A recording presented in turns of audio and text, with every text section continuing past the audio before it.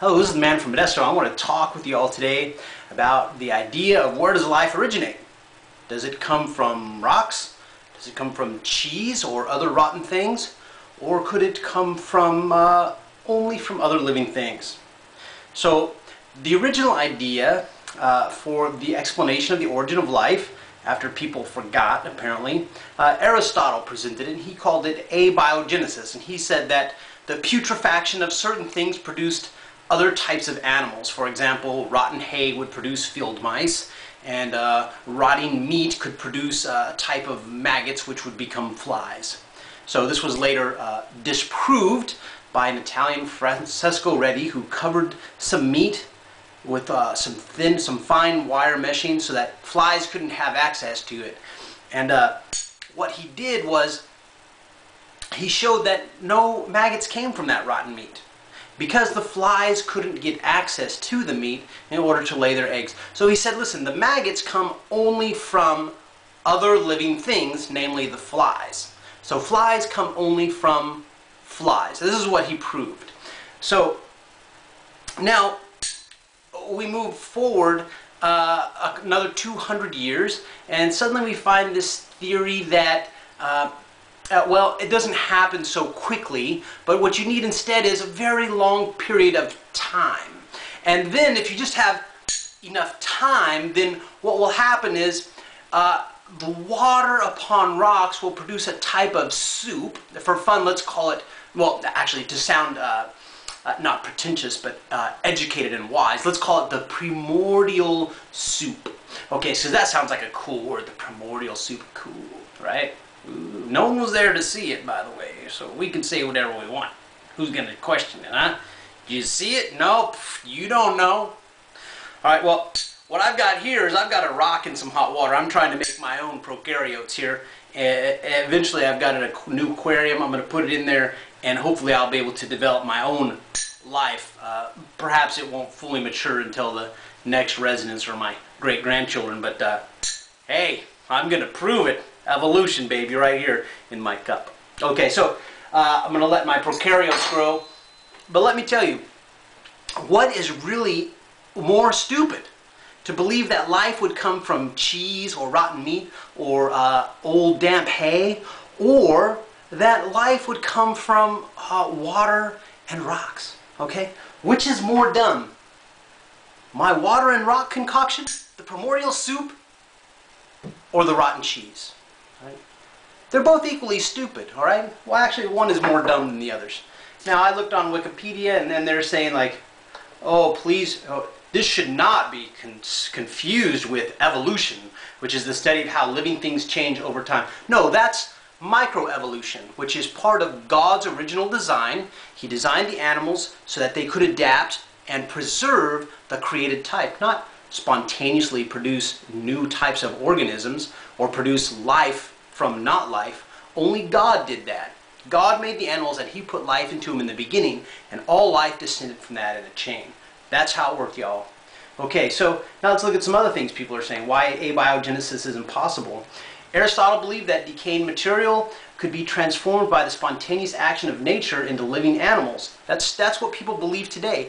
Now, when I went to school, they taught that abiogenesis was ridiculous and it was really laughed at. And yet today I find that it's popular again. Okay? Wow, it came from some rocks, man. My great-great-grandfather is a monkey who was a fish, who was a prokaryote, who was some rocks. Okay, this is really ridiculous. It's not confusing to say that. It's correct to say that that's what the evolutionists believe. Alright? Here's just a quote on abiogenesis. I just want people, you have to think. You have to think about what you really believe. No matter what you believe, if it's something in your religion, if it's something in mathematics, you should be able to trace back and say, why do I believe that? Where did I first hear that? Have I ever actually seen that myself? Have I experimented that? Have I produced those results experimentally? Have I seen the data myself? Okay, you go to the university, they teach you, they say, here's what they did, and here's their conclusion. They just feed it to you on a little tray, like, here you go, it's for you. It's like this, it's how to just believe what we tell you. But then you go and look at the data later, you have to go to the library and check out a bunch of forms, and then they're like, You're like, this is the data? From this, they concluded that? And then you go get in your internship and you work for a psychologist and you find out, this is my story now, that they're just like eliminating stuff they don't like. Oh, well, this particular researcher, their data isn't that good, so we'll just take that one out, take that one out, take that one out. Really? Really? So, you people, you really have to look back. Like, what do you believe? What do you believe? And what is it really based on? You got to search back, search back. Who originally said that? Because sometimes you find out that the person who said that was a complete idiot. You find out that the millions and billions of years theory upon which all of geological dating and anthropological dating is based, it all funnels back to one man named Charles Lyell, who invented an idea called stratigraphy. And he said in his own journal, you know what, I made that up because I hate those Christians and I wanted to refute their Bible and debase their entire belief system. Alright, so if you believe that certain rocks and artifacts are like millions and billions of years old, then you believe a liar whose name was Lyell. Okay, it's a kind of a lie from hell. So you have to figure out who you're believing, and you've got to do the research, because you ultimately are responsible for what you believe.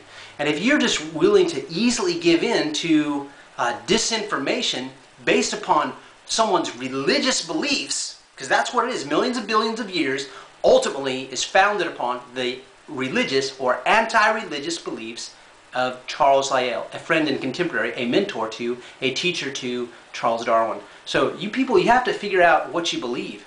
Evolution says that life came from some rocks and some rain. Okay? That life came from not life. From inanimate matter derived life. If you believe in macroevolution, then that's what you believe. If you believe in microevolution, I think I may have misstated that earlier, but if you believe in microevolution, then you just believe that God created an animal that was able to adapt to its environment to produce survivability. Animal might change in size or color a little bit, but it doesn't change into a different animal. Macroevolution is completely nonsensical, completely illogical, and not based at all on the data that we find in nature. So people, you're responsible. I'm putting it on you. You are responsible to know what is true and what is not true. You can't just accept what they spoon feed you in classrooms. You can't just accept what angry people are telling you on YouTube. You've got to go out and you've got to check it out. This is the man from Modesto telling you as always, pray or be defeated. And today I want to add in that you also got to do some research or be defeated. For lack of knowledge, people that God are calling fail to reach Him and perish.